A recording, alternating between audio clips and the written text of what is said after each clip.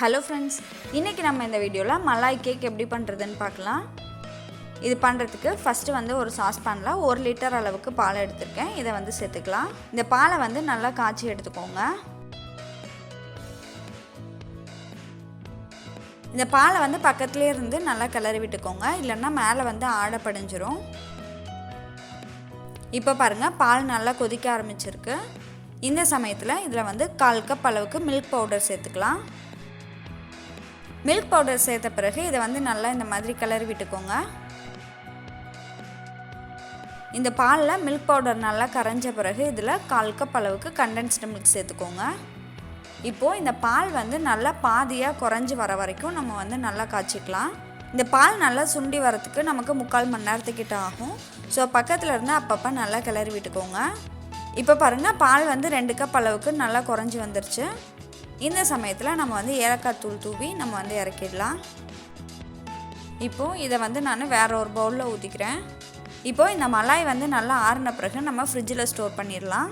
Cake மேலே ஊற்றுறதுக்கு நமக்கு வந்து நல்லா சில்லுன்னு இருந்தது அப்படின்னா சாப்பிட்றதுக்கு ரொம்ப நல்லாயிருக்கும். அதனால் இந்த மலாயை வந்து நல்லா ஆற வச்சுட்டு ஃப்ரிட்ஜில் எடுத்து வச்சுருங்க. அடுத்ததான் நான் இந்த கேஸ்ரோலில் தான் நான் வந்து இன்றைக்கி கேக் பேக் பண்ண போகிறேன்.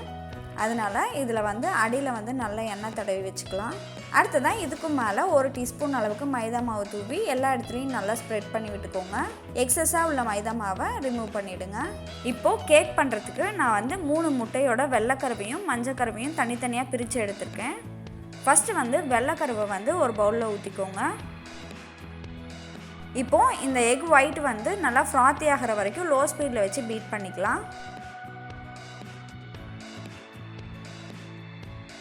இப்போ பாருங்கள், இந்த மாதிரி வந்திருக்கு. இந்த சமயத்தில் நம்ம வந்து இதில் சர்க்கரை சேர்த்துக்கலாம். 1/2 கப் அளவுக்கு சர்க்கரையை நல்லா பொடிச்சு எடுத்து வச்சுருக்கேன். இதை வந்து நம்ம கொஞ்சம் கொஞ்சமாக சேர்த்து நல்லா பீட் பண்ணிக்கலாம். ஃபஸ்ட்டு போட்ட சர்க்கரை பாருங்கள், இந்த எக்கோட நல்லா கலந்தாச்சு. இப்போது இன்னும் கொஞ்சம் சர்க்கரையை ஆட் பண்ணிக்கலாம். இதே மாதிரியே கொஞ்சம் கொஞ்சமாக ஆட் பண்ணி நல்லா பீட் பண்ணிக்கோங்க. எல்லா சர்க்கரையும் போட்டு நல்லா பீட் பண்ண பிறகு இதில் 1/4 கப் எண்ணெய் சேர்த்துக்கோங்க. நம்ம எடுத்து வச்சுருந்த 3 முட்டையோட மஞ்சள் கருவையும் சேர்த்துடலாம். அடுத்ததாக 1 டீஸ்பூன் வெண்ணிலா எசன்ஸ் சேர்த்துக்கோங்க. இப்போது இது எல்லாத்தையும் சேர்த்த பிறகு திரும்பவும் நம்ம வந்து நல்லா பீட் பண்ணிக்கலாம். இப்போ பாருங்கள், நம்ம போட்ட இன்க்ரீடியன்ட்ஸ் எல்லாத்தையும் நல்லா மிக்ஸ் பண்ணியாச்சு. அடுத்ததாக ஒரு சல்லடையில் 3/4 கப் அளவுக்கு மைதா மாவு, 1 டீஸ்பூன் பேக்கிங் பவுடர், இது ரெண்டையும் சேர்த்து சலிச்சுக்கோங்க. சலிச்ச மாவை கொஞ்சம் கொஞ்சமாக இதில் சேர்த்து நம்ம வந்து மிக்ஸ் பண்ணிக்கலாம்.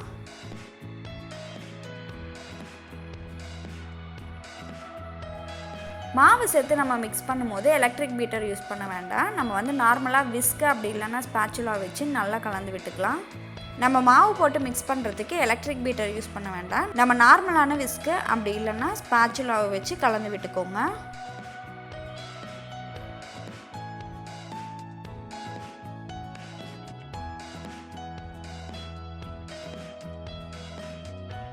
அடுத்ததாக இதில் நான் வந்து 1/4 கப் அளவுக்கு பால் எடுத்திருக்கேன். அதில் பாதியை வந்து இதில் சேர்த்துக்கலாம்.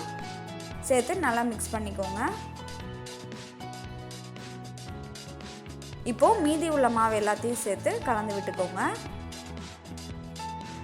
இப்போ பாருங்கள், நம்மளோட கேக் பேட்டர் ரெடி ஆகிடுச்சு. இதை வந்து நம்மளோட கேக் மோல்டில் ஊற்றிடலாம். நான் வந்து கேக் செய்ய ஆரம்பிக்கும் போதே அவனை வந்து 180 டிகிரி செல்சியஸ்க்கு ப்ரீஹீட் பண்ணி வச்சுருக்கேன். ப்ரீஹீட் பண்ணி வச்சுருக்க அவனில் நம்ம வந்து இதை 40 நிமிஷம் பேக் பண்ணி எடுத்துக்கலாம்.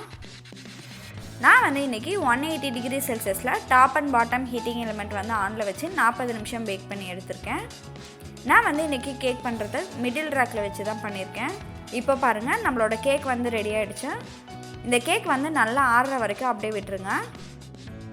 அடுத்ததாக ஒரு டூத்பிக்கை வச்சு இந்த மாதிரி ஹோல்ஸ் போட்டு விட்டுக்கோங்க. இந்த மாதிரி போட்டு விட்டுட்டு நம்ம மேலே மலாய் ஊற்றினோம் அப்படின்னா அது வந்து உள்ளே நல்லா அப்சர்வ் ஆகிடும்.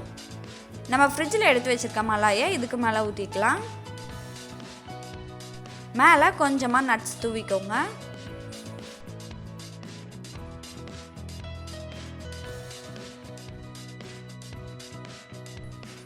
இப்போ பாருங்கள், நம்மளோட மலாய் கேக் சூப்பராக ரெடி ஆகிடுச்சு. இதை கண்டிப்பாக நீங்களும் உங்கள் வீட்டில் ட்ரை பண்ணி பார்த்துட்டு உங்களோட ஃபீட்பேக்கை கமெண்ட்டில் சொல்லுங்கள். நன்றி.